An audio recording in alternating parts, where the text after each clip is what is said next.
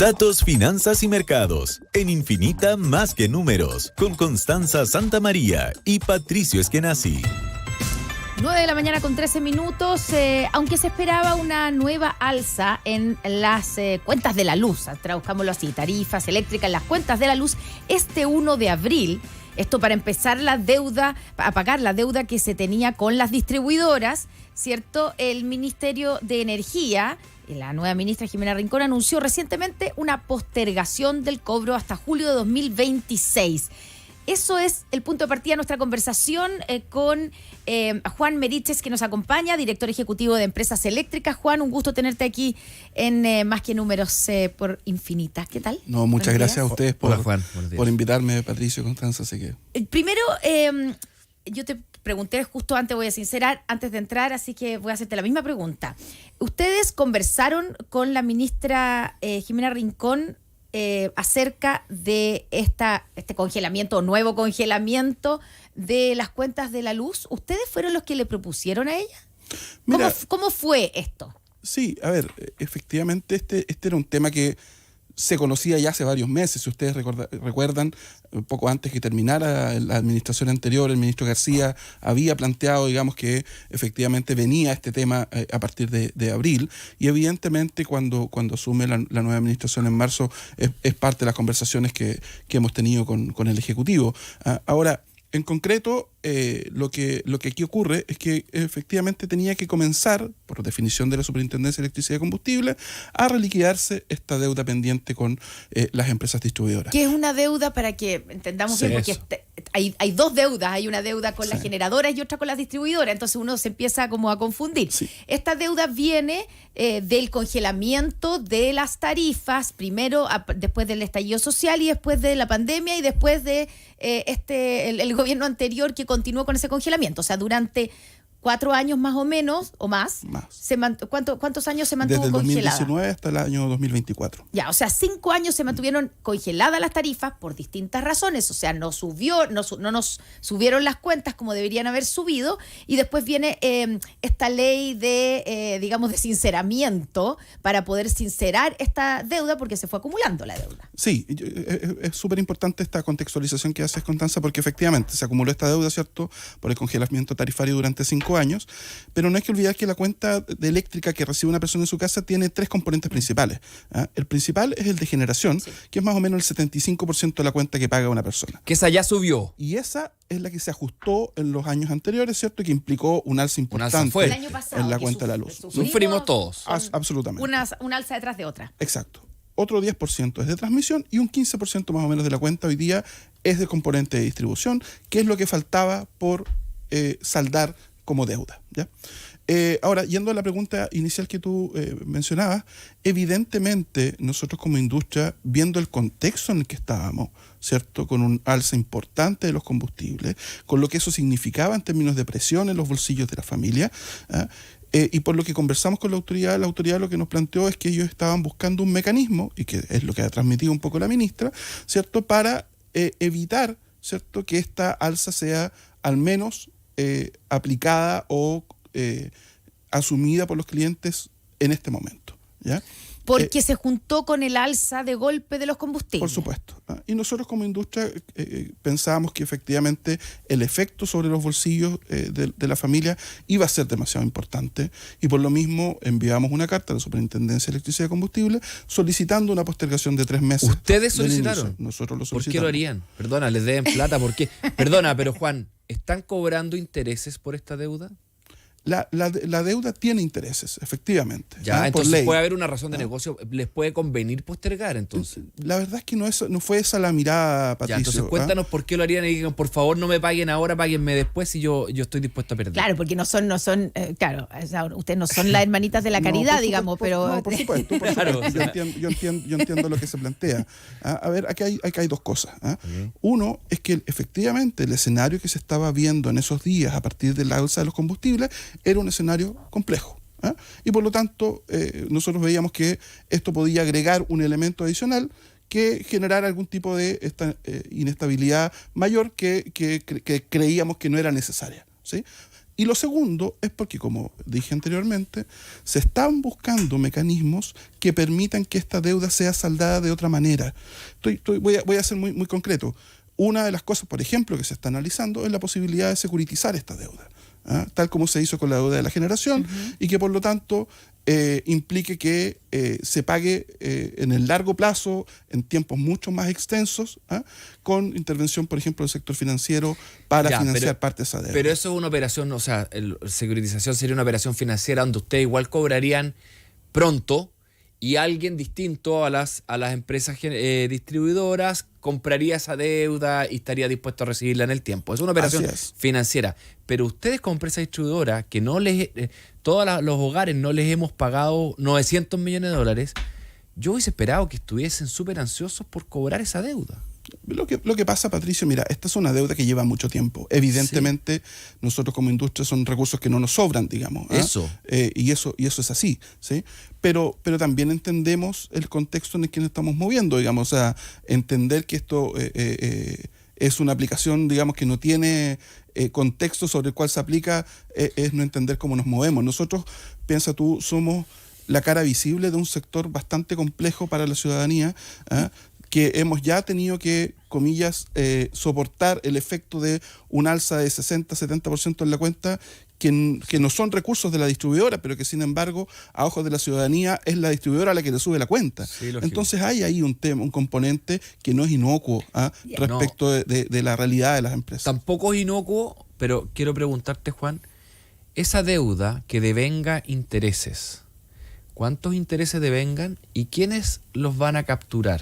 ¿Quién se va a ganar esa tasa de interés?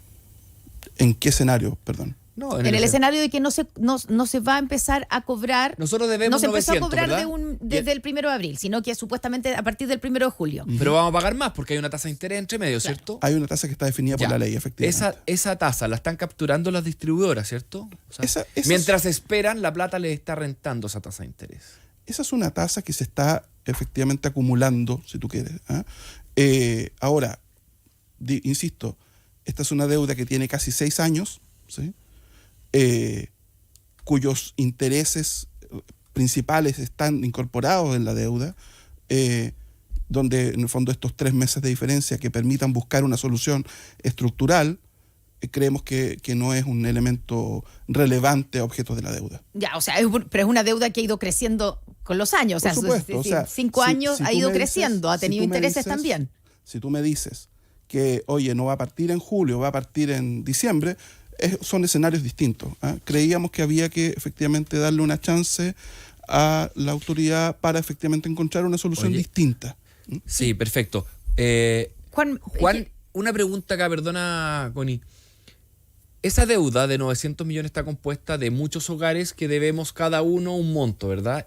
¿Ese monto por hogar se conoce? Porque te lo pregunto porque no entiendo por qué se está hablando de sacar un promedio que todos paguemos lo mismo, si es que conocemos perfectamente cuánto debe cada hogar. Sí, efectivamente, tal como establece hoy día la regulación vigente, esa deuda tiene componentes individuales por cada cliente. Sí. Cada cliente tiene su propia deuda, ¿ya? Y así lo establece la ley vigente.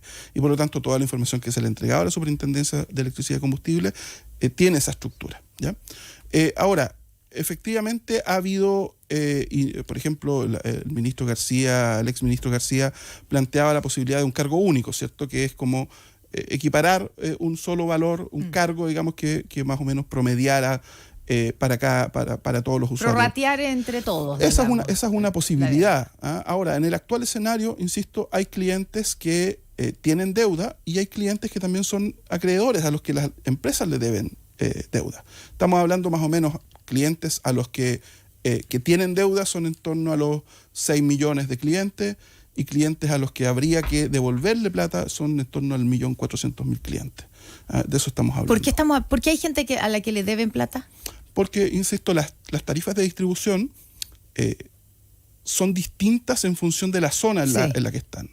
Y por lo tanto hay zonas en las que la diferencia de la tarifa entre lo que se pagó y lo que debiese haberse pagado es inversa, digamos. En el fondo es la tarifa nueva es más baja que la anterior. Ahora, estamos conversando con Juan Meriche, director ejecutivo de Empresas Eléctricas. Para entender esto, hasta el momento se está retrasando hasta el 1 de julio. ¿Cuánto debieran subir el 1 de julio las cuentas? En promedio, obviamente, estamos hablando. ¿Cuánto van a subir? El promedio, si uno toma toda la cantidad de clientes versus toda la totalidad de la deuda dividido en 48 meses, que es lo que está un poco hoy día definido en la regulación, estamos hablando del orden de los 1.400, 1.500 pesos en promedio. ¿Eso incluye el 40% de hogares con subsidio que no pagaría nada? Lo que pasa es que, ojo, que el subsidio que está vigente, que corresponde a la anterior deuda, digamos, es un subsidio que tiene su propia naturaleza y su propia vigencia, digamos. O sea, esto es con independencia de ese subsidio. Juan, y esto está por ley, me decías tú. Sí. La ministra ha planteado, yo le he leído por ahí, no sé si explícito, pero por lo menos entre líneas, la posibilidad de renegociar. Contratos. Pero yo creo que ¿ustedes eso sienten el riesgo de que no se les pague como está acordado hoy día? Es que, ojo, el tema de renegociación de contratos tiene que ver con el mundo de la generación eléctrica. No con distribución. No con distribución.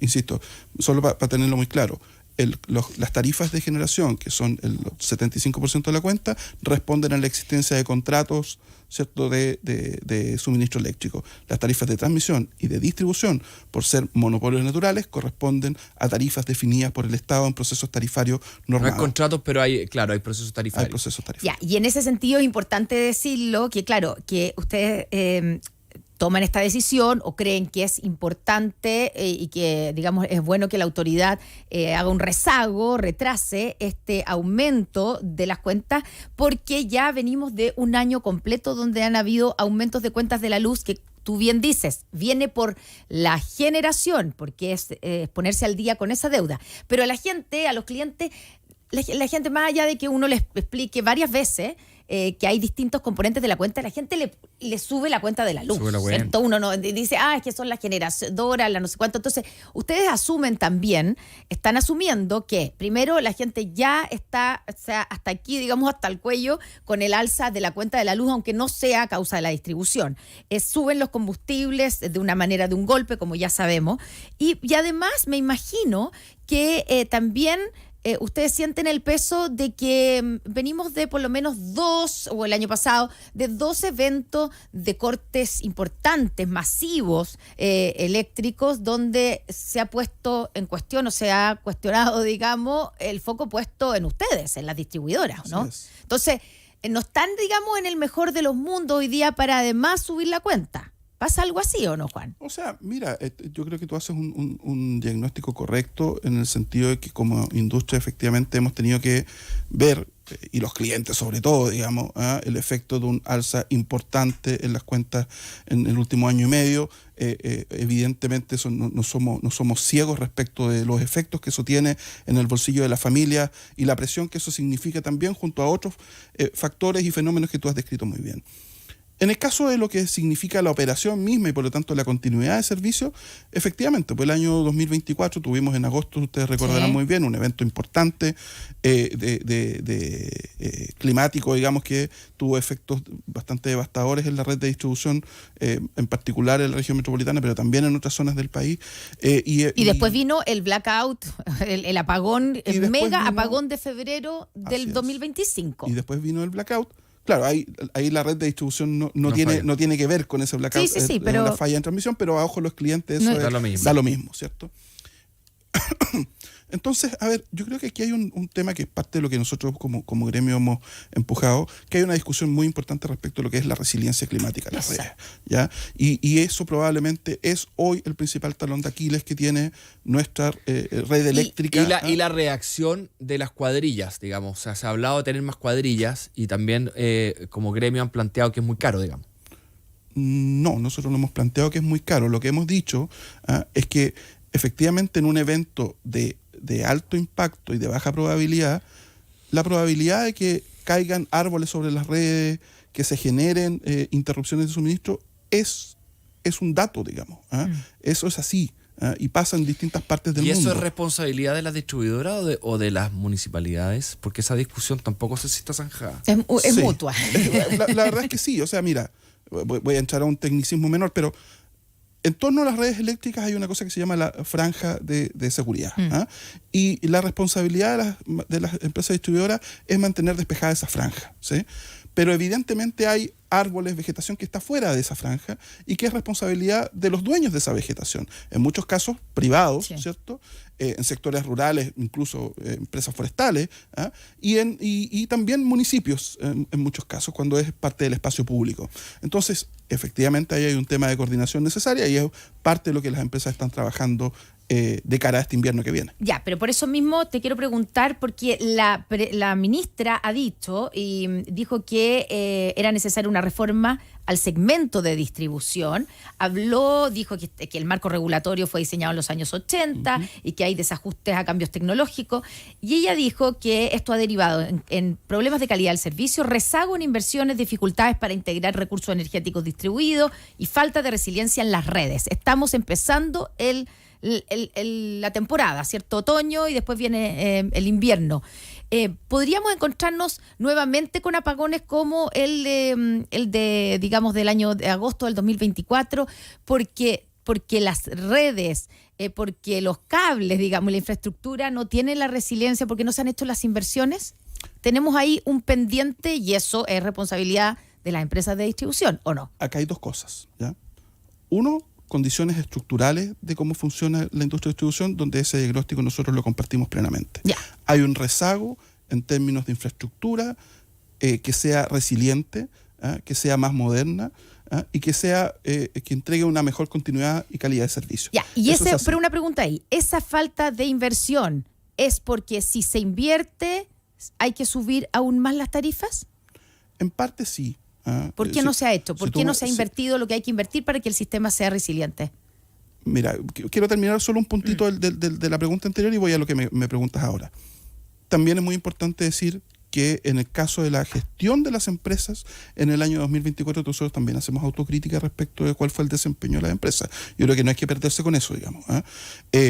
Y por lo mismo, ya el año pasado se aumentó en un 25% la inversión en todo lo que significa la preparación para el invierno, más de 28.000 millones de pesos invertidos en poder tener mejores grados de resiliencia, más cuadrillas, más atención a los electrodependientes, una mejor información a los clientes cuando hay un evento, que también fue parte de las falencias que se detectaron en ese evento, y para este año estamos levemente, digamos, incrementando también esa inversión. Ahora, yendo a lo que tú me preguntabas, ¿por qué se produce esto, digamos, esta brecha de inversión? ¿Ya? Tal como decía lo que decía la ministra, aquí hay una regulación de la distribución que tiene 40 años sin grandes modificaciones, que está pensada para otros tiempos, que no tiene incorporado elementos de resiliencia y que por lo tanto lo que hace es que las inversiones que se definen en los procesos tarifarios están pensadas para los siguientes 4 años y no para 30 años. Y por lo tanto es necesario generar mecanismos que permitan pensar en inversiones de 30 o más años en tecnología, en resiliencia y que permitan efectivamente tener una mejor continuidad de servicio. Ya, pero mi pregunta es, cuando se haga eso, porque da la impresión que hay consenso, ¿cierto?, entre la industria y la autoridad, que hay que hacer esa reforma, ¿cierto? Cuando se haga esa reforma va a significar, como se va a exigir más, ¿cierto?, va a haber nuevas exigencias acorde con los tiempos, con la tecnología, etcétera, va a significar, se va a traducir en que van a subir las tarifas. Ustedes se van a ver obligados, entre comillas, por la inversión que van a tener que hacer y las nuevas exigencias a subir las tarifas y las cuentas de la luz. Nosotros creemos que no necesariamente. ¿Ya? ¿Por qué? Porque efectivamente se va a requerir más inversión y eso implica más recursos que tienen que ser pagados, ¿cierto? Ahora... Y eso va a tarifa siempre. Claro, el punto es que lo que nosotros vemos es que es posible hacer inversiones significativas, ¿sí?, sin que eso signifique un impacto significativo en las cuentas. ¿Por qué? Porque la distribución hoy día es solo el 15% de la cuenta. Por lo tanto, tiene un efecto muy acotado. Pero en su modelo, ustedes los remuneran por las inversiones y eso les da, digamos, una rentabilidad después de impuestos entre el 6 y el 8, ¿no? O sea, si invierten más, no. La tarifa es más alta. No. ¿No es así el modelo? No es así. La tarificación en distribución hoy día es por empresa modelo, por una empresa ficticia. Claro. Por eso. ¿Sí? Que no remunera las inversiones Tienes reales. razón. ¿Ya? Y es eso lo que quieren modificar. Y eso es parte de lo que se quiere modificar, o al menos complementar. Yo creo que ahí hay un matiz probablemente. Entonces, el punto es que hoy día cuando uno mira a los países OECD, ¿sí? ¿Cuánto componente de la cuenta representan las redes? ¿Sí? Estamos hablando que eso es cerca del 50% de la cuenta. En Chile es menos del 25%. Entonces ahí hay una brecha respecto de cómo está compuesta la cuenta hoy día, donde creemos que se puede hacer una diferencia. Ya, solo para terminar, Juan, pensando en que empieza el periodo otoño e invierno, con cómo están hoy día las inversiones que hay hoy día y cómo está el sistema hoy día, podríamos tener nuevamente apagones como los que tuvimos en agosto de 2024. Hoy día yo te diría que la industria está mejor preparada, se han hecho inversiones importantes para eso. Frente a eventos mayores, la probabilidad de que ocurran interrupciones de suministro van a ocurrir, digamos. El punto es ser capaces de recuperarlo lo más pronto posible, y para eso es parte del trabajo que estamos haciendo con municipios, con la autoridad, con el Senapred, para efectivamente, en caso de que eso ocurra, responder de la manera más rápida posible. Juan Meriches, director ejecutivo de Empresas Eléctricas, muchas gracias por estar con nosotros aquí en Más que Números. Gracias, Juan. Buen día. Buenos días, 9:34. Claro renovó